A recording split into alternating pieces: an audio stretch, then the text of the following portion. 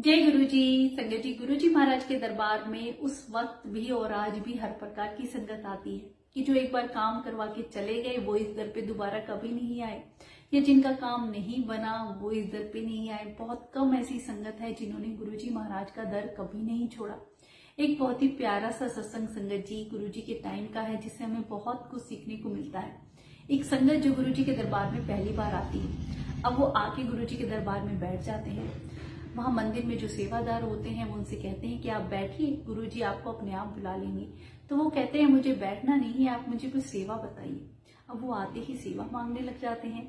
तो जो गुरु जी की पुरानी संगत श्री रघुवीर अंकल जी उस वक्त वहां सेवादार हुआ करते, तो वो कहते हैं कि सेवा तो मंदिर की सारी हो चुकी है, अब तो कुछ ऐसा काम नहीं है, फिर भी आप अपनी मर्जी से कुछ करना चाहते हैं तो आप खुद ही देख लीजिए।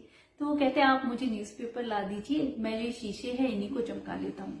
तो संगत जी वो सेवा में लग जाते हैं और वो रोज ऐसे ही आते, सुबह दूर से ही गुरु जी को माथा टेकते, फिर अपनी सेवा में बिना कहे ही लग जाते और फिर दूर से ही माथा टेक के आज्ञा लेके चले जाते। ऐसे कई दिन तक चलता रहा। गुरु जी महाराज उन्हें देख रहे थे कि कौन है जो मेरी सेवा में लगा हुआ है। तो एक दिन गुरु जी महाराज रघुवीर अंकल जी को बुलाते हैं और उनसे कहते हैं कि इन्हें मेरे पास भेजो। तो फिर रघुवीर अंकल जी जाके कहते हैं आज गुरु जी ने तुम्हें बुलाया है, आज तुम्हारा नंबर आ गया है ब्लेसिंग लेने का। तो वो गुरु जी के पास जाते हैं। तो गुरु जी पूछते हैं कि चाहिए तेनू? तो वो कहता है गुरु जी मुझे अमेरिका का वीजा लगवाना है, मेरे सारे रिश्तेदार बाहर ही रहते हैं, मैंने बहुत कोशिश करी, 3 बार ट्राई किया पर मेरा वीजा नहीं लग रहा है। मैंने अपने रिश्तेदारों से भी कहा कि तुम मुझे बुला लो, पर वो कभी कुछ कहानियां बना देते हैं, कभी कुछ, कई बार तो मेरा मजाक उड़ाते हैं, मेरा बड़ा दिल दुख होता है। तो गुरु जी कहते तेरे पास तेरा पासपोर्ट है? उन्होंने कहा हाँ जी गुरु जी, तो कल आना और पासपोर्ट लेके आना। अब अगले दिन वो चले जाते हैं। संगत जी जब अगले दिन पासपोर्ट लेके आते हैं तो रघुवीर अंकल जी को बोलते हैं कि मैं पासपोर्ट ले आया हूँ। तो कहते हैं पासपोर्ट तो तुम यहाँ फ्रिज पे रख दो, गुरुजी जब तुम्हें बुलाएंगे तब चले जाना। वो पासपोर्ट वहां रखते ही फिर सेवा में लग जाते हैं। संगत जी उनका भाव देखिए, वरना हम तो सोचे आज हमारा काम बन गया तो बस अब क्या जरूरत है सेवा करने की, पर उन्होंने सेवा नहीं छोड़ी और वो सेवा में लगे रहे। फिर गुरुजी उन्हें बुलाते हैं, उनका पासपोर्ट लेते हैं और एक पेन मंगवाते हैं और पासपोर्ट के हर पेज पे अपनी साइन कर देते हैं। अब जो गुरुजी की पुरानी संगत श्री रघुवीर अंकल जी हैं और ये संगत सोच रही हैं कि गुरुजी ने तो हर पेज पे साइन कर दिया है, अब आगे आगे ऑफिसर देखेगा तो वो क्या समझेगा, कौन गुरुजी, वो कैसे समझेगा कि कौन परमात्मा जिसने साइन किए हैं। अब तो पता नहीं ये पासपोर्ट कैसे अप्रूव होगा। और गुरुजी उसको बुला के कहते हैं कि मैंने इस पे साइन कर दिए हैं, तुम्हें इसे खोल के नहीं देखना है, जैसे मैंने तुम्हें बंद करके दिया है ऐसे ही तुम्हें ले जाना है और जब तुम वहां ऑफिस में जाओ तो उन्हें ऐसे ही पकड़ा देना। संजय जी कुछ दिन बाद उसकी इंटरव्यू की कॉल आ जाती है, वो पासपोर्ट लेके जाते हैं, वहां पे ऑफिसर पासपोर्ट खोल के देखते हैं और फिर बंद कर देते हैं और कहते हैं कि आप शाम को 4 बजे आना। उन्हें शाम को 4 बजे बुलाते हैं तो उन्हें एक खाकी के कलर का लिफाफा देते हैं, वो सील बंद होता है, उसमें उनका वीजा होता है। संगत जी उस वक्त यही प्रोसीजर हुआ करता था वीजा देने का। तो फिर वो बड़े खुश होते हैं और गुरुजी महाराज के चरणों में आते हैं कि गुरुजी आपने मेरा कल्याण कर दिया, मेरा वीजा लग गया। और संगत जी आप सोचिए वीजा तब उन्हें मिल गया है, उन्हें अब्रॉड जाने में भी टाइम था, प्रोसीजर होता है, वक्त भी लगता है, तैयारी भी करनी होती है, पर जब तक वो विदेश नहीं गए गुरुजी महाराज के दरबार में आते रहे और रोज ऐसे ही सेवा करते रहे। तो संगत जी कितनी बारीकी की बात है, गुरुजी ने क्या देखा, उनका भाव देखा।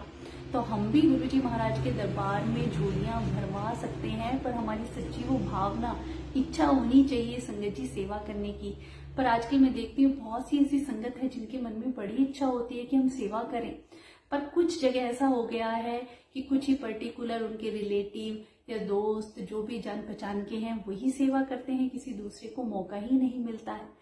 ये बिल्कुल गलत है संगत जी। मेरा ये मानना है कि जो भी सेवा करने के इच्छुक हैं गुरुजी की सेवा का मौका उन्हें देना चाहिए, क्योंकि वो भी तो गुरुजी के दर से कुछ लेना चाहते हैं, अपनी कर्म कटवाना चाहते हैं। गुरुजी के दर की सेवा करना सबसे बड़ी ब्लेसिंग है संगत जी। हमारे कितने जन्मों के कर्म कट जाते हैं। आपने देखा होगा गुरुजी के सत्संग में भी, बड़े मंदिर में भी सेवादार कितनी सच्ची भावना से और श्रद्धा से लगे रहते हैं। तो गुरुजी के दर पे सेवा मिलना भी बहुत बड़ी ब्लेसिंग है।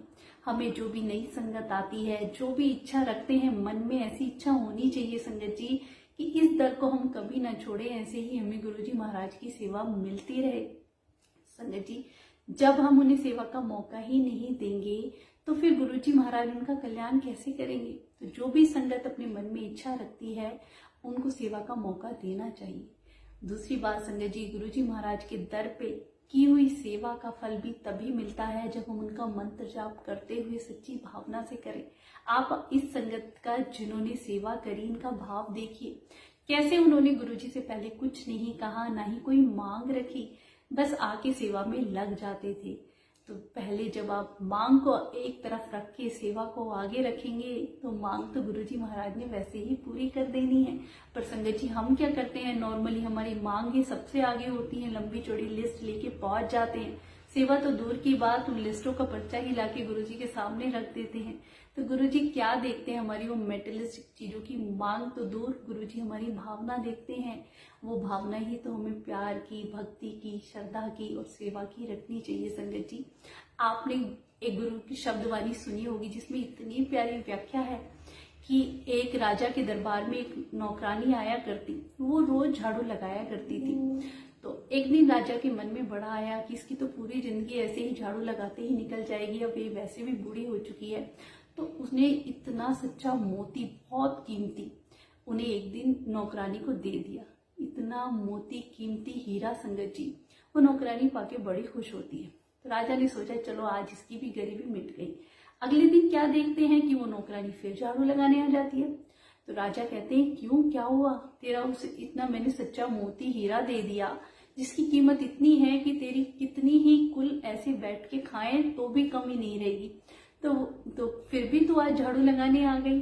तो संगत जी, उस नौकरानी ने कितना प्यारा जवाब दिया कि जिस दर से मुझे ये हीरा मिला है उस दर को मैं कैसे छोड़ दूं, इस झाड़ू को मैं कैसे छोड़ दूं। तो संगत जी, वही हमारे साथ भी है कि जब हमें गुरुजी महाराज सब कुछ दे रहे हैं तो उस दर को हमें कभी नहीं छोड़ना चाहिए। जितनी सच्ची भक्ति और भावना से हम गुरुजी महाराज के दर पे जाते हैं उतनी जल्दी हमारे काम बनते हैं। वो क्या देखते हैं, हम सोचे कि हमारा ये भारी रूप गुरुजी देखते हैं, बिल्कुल नहीं संगत जी। हमारे अंदर की सच्ची भावना, सेवा, अगर आपके मन में इच्छा है ना सेवा करने की तो वो भी गुरुजी जरूर पूरी करते हैं। पर मन में एक बार वो इच्छा जगाएं तो सही संगत जी, वो अपने भक्तों को सेवा भी देते हैं और उनकी नैया पार भी लगाते हैं। तो संगत जी, ऐसे ही गुरुजी महाराज हम पे कृपा करते रहें और अपनी सेवा हमें देते रहें। शुक्राना गुरुजी, अनंतम शुक्राना।